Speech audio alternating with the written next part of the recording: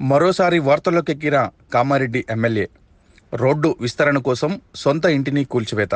Telangana assembly ఎన్నికల్లో సంచలన victory సాధించిన కాటిపల్లి వెంకటరమణారెడ్డి నాటి నుంచి నేటి వరకు వార్తల్లో నిలుస్తూనే ఉన్నారు. గత సీఎం కేసీఆర్, నేటి సీఎం రేవంత్ రెడ్డిని ఓడించి చరిత్ర సృష్టించిన ఆయన కొత్తగా రాష్ట్ర ప్రజలకు మరో ట్విస్ట్ ఇచ్చారు. ఎన్నికల్లో గెలవడం, ఆ తర్వాత నియోజకవర్గ సమస్యలపై పోరాడటంతో ఆయన పాపులారిటీ రోజురోజుకు పెరుగుతుంది. తాజాగా ఆయన కామారెడ్డి పట్టణంలో రోడ్డు విస్తరణకు తన ఇల్లే అడ్డు రావడంతో తనే ఇల్లుని కూల్చివేతకు ఆమోదం తెలిపి దగ్గరుండి మరీ పనులు కానిస్తున్నారు.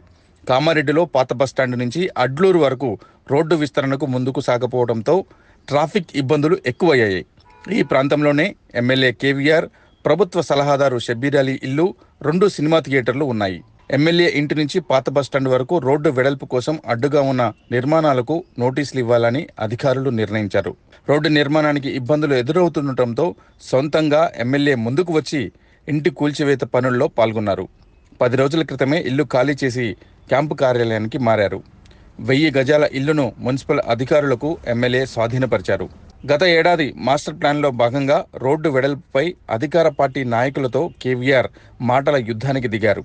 ఇప్పుడు ఆయనే ముందుండి నిర్మాణాలను కూల్చడంతో ఇప్పుడు రోడ్డు నిర్మాణ పనులు ముందుకు సాగుతాయని పట్టణవాసులు అనుకుంటున్నారు.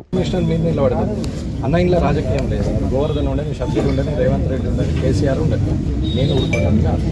నేను ఒకటే చెప్తున్నాను, మీరు తప్పు అయినంత వరకు నా ఈ పడ్డం పెడతాను. మీరు తప్పు చేస్తే నేను వచ్చి నిలబడతాను. అంతే ప్రాబ్లం. నేనేం మీరు భయపడాల్సిన అవసరం లేదు. ఆయన జరుగుతాడా జరగడా దట్ ఈస్ వేరే డెక్.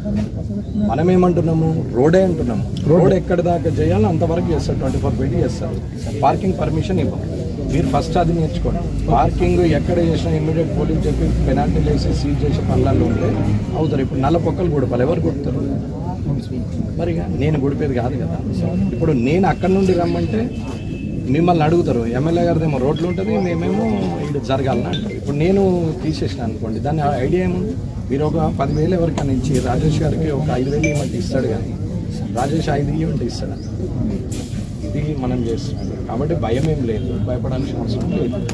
ఇట్లా భయపడితే ఏది కాదు. మరి భయపడ్డాలని అన్ని పనులు చేయొద్దు. చాలా ఉన్నాయి. ఇప్పుడు కూర్చుంటే 100 ఉంటాయి, కానీ అవి ఎత్తుకోనని చెప్పినా కదా. ఇక్కడ నుంచి డిసెంబర్ 3 నుంచి అని చెప్పినా కదా. దీన్ని కూడా సక్రమంగా చేయలేకపోతే ఎట్లా? ఇది కోట్ల భూమి వదిలి